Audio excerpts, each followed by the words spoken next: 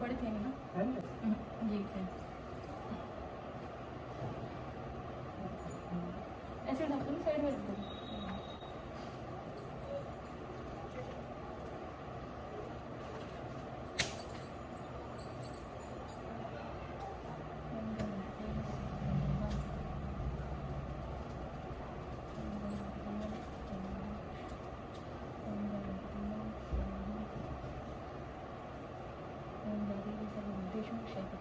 संस्था नमस्तस्ते नमस्तस्ते नमस्तस्ते नमो नमः स्वाहा महादेवी सर्वविद्येषु ब्रह्मरूपेण संस्थिता नमस्तस्ते नमस्तस्ते नमस्तस्ते नमो नमः स्वाहा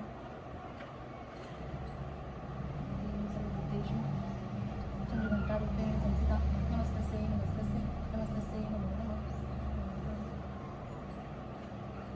देवी सर्वविद्येषु पुष्पाण्डरूपेण संस्थिता नमस्तस्ते नमस्तस्ते नमस्तस्ते नमो नमः स्वाहा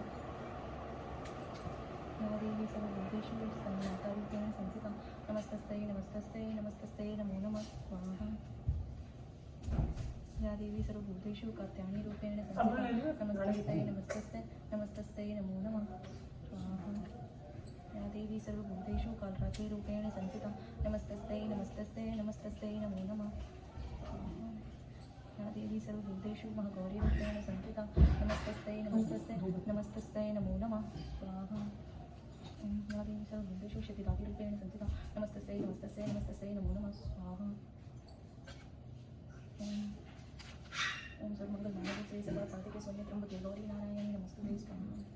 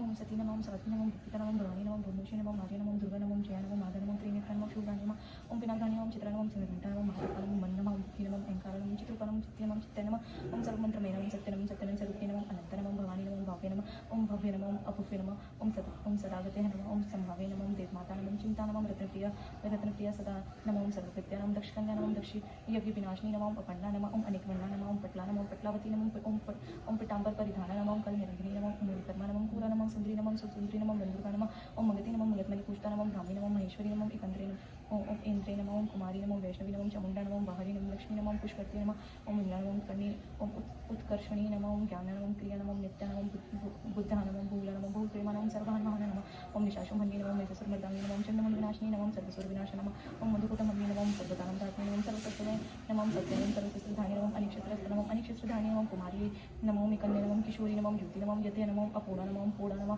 ओम वटमाता नमः, पवित्रदा नमः, मोहत्रे नमः, मुक्तेशी नमः, गुरुपा नमः, महाबाला नमः, अग्निज्वाला नमः, ओम रुद्रमुखी नमः, कालरात्रि नमः, तपस्विनी नमः, नारायणी नमः, भद्रकाली नमः, विष्णुवाय नमः, जलदोद्री नमः, ओम सिद्धूति नमः, कराली नमः, ओम अनंत नमः, परमेश्वरी नमः, कात्यायनी नमः, सावित्री नमः, प्रतीक्षा नमः, ब्रह्मांडी नमः। स्वाहा। श्री दुर्गा नवरात्र व्रत कथा। इस व्रत में उपवास फलहारी को कोई विशेष नहीं है। प्रातःकाल के स्नान करके मंदिर में जाकर घर पर ही नवरात्र में दीपा ध्यान करके व्रत रखना चाहिए। कथा पढ़नी चाहिए। कन्याओं के लिए व्रत विशेष फलदायक है। श्री जगदम्बा जी की कृपा से सब वचन के होते हैं। कथा के अंत में बारंबार दुर्गा माता की सदा ही जय का उच्चारण करें। कथा प्रारंभ। बृहस्पति जी बोले, हे ब्रह्मा जी अत्यंत बुद्धिमान सर्वश्रेष्ठ हो, चारों वेदों को जानने वालों में श्रेष्ठ हो, हे प्रभु कृपा कर मेरा वचन सुनो। चाहे तस्वीर मास आधार मास शुक्ल पक्ष में नवरात्र व्रत का रोज क्यों किया जाता है भगवान। इस प्रकार इस व्रत का फल क्या है, किस प्रकार करना उचित है। पहले इस व्रत को किसने किया, सुविस्तार से को ऐसे वचन सुनकर ब्रह्मा जी कहने लगे कि हे बृहस्पति, प्राणों की करने की इच्छा से तुमने बहुत अच्छा प्रसन्न किया। जब मनुष्य मनोरथ पूर्ण करने वाली दुर्गा महादेव सूर्य नारायण का ध्यान करते हैं, वे मनुष्य धन्य हुए। नवरात्र व्रत संपूर्ण कामनाओं को पूर्ण करने वाले, इसके करने से पुत्र चाहने वाले को पुत्र, धन चाहने वाले को धन, विद्या चाहने वाले को विद्या और सुख चाहने वाले को सुख मिल सकता है। इस व्रत को करने से रोग मनुष्य का रोग दूर हो जाता है और कारगर में बना हुआ मनुष्य बंधन से छूट जाता है। मनुष्य की समस्त विपत्तियां दूर हो जाती हैं और उसके घर में संपूर्ण संपत्तियां आकर उपस्थित हो जाती है। बांधे के इस व्रत के करने से पुत्र पैदा हो जाता है। समस्त पापों को दूर करने वाले इस व्रत को करने से ऐसा कौन सा व्रत है जो सिद्ध नहीं होता। जो प्राणी साले थे मनुष्य देखो पाकर भी नवरात्र का व्रत नहीं करता है, वह माता पिता की सेवा से हीन होकर के अनेक दुखों को भोगता है। उसके शरीर में कुष्ठ हो जाता है और अंगहीन हो जाता है। इस प्रकार वह मूर्ख अनेक दुख भोगता है। इस व्रत को ना करने वाला निर्दय मनुष्य धन और ध्यान से लेकर भूख को प्यास के मारे पृथ्वी पर घूमता है और गूंगा हो जाता है। जो स्वागत इसलिए भूल से इस व्रत को नहीं करती, वह पति से भी हीन होकर नाना प्रकार के दुखों को भोगती है। यदि व्रत करने वाला मनुष्य साध्वी उपासना कर सके तो एक समय भोजन करे, वो 3 बार सोचते ही नवरात्र व्रत की कथा सुन करे। हे बृहस्पति, जिसने पहले इस व्रत को किया उसका पवित्र इतिहास में तुम्हें सुनाता हूँ। तुम सावधानी को सुनो। इस प्रकार ब्रह्मा जी का वचन सुनकर बृहस्पति जी बोले, हे ब्रह्मन, मनुष्य के कल्याण करने वाले इस व्रत को मैं इस व्रत के इतिहास को मेरे लिए कहो। मैं सावधानी से सुनो। आप शरणागत की कृपा करो।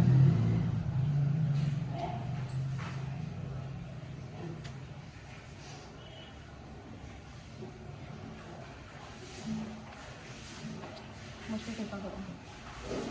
ब्रह्मा जी बोले, पिता ध्यान के मनोनगर में कनाथ नाम का ब्राह्मण रहता है। वह भगवती शक्ति का भक्त था। उसके संपूर्ण सपनों से युक्त मानव ब्रह्मा जी सबसे पहले रचना ऐसी था।